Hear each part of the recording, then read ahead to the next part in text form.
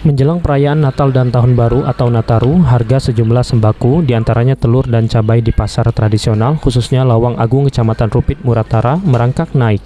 Kenaikan harga ini sudah mulai dirasakan sejak 2 pekan terakhir, di kisaran angka Rp2.000 hingga Rp5.000. Terjadinya kenaikan harga sembako ini disebabkan harga dari sejumlah distributor mengalami kenaikan, sehingga sejumlah pedagang juga harus menyesuaikan harga pasar. Hari ini masih bisa buka 40. Hari ini ya?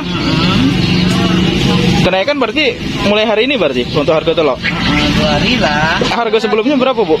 Kami bisa buka 38. Sebelumnya? Sekarang sudah 40, Bu ya? Kalau kita ngambil berapa, Bu? Sekarang di mobil tadi sudah 40. Sudah 40? Ini modal lama bisa jual 40. Barusan ngambil. Artinya yang stok baru ini jual 42-an berarti? Sementara itu, pedagang lainnya mengatakan menjelang Nataru ini harga yang naik cukup melonjak sangat drastis.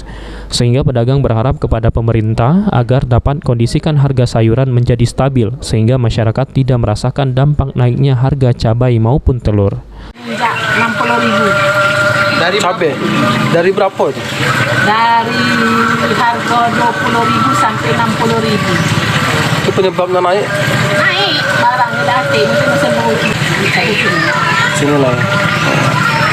Ya harapan kita untuk minyak turun, cabai harus turun, harga sembako itu harus dimurah, jangan mahal-mahal. Bagi yang terjangkau ya, kalau tidak terjangkau dapat cak, tak makan. Adi Arianza, PAL TV.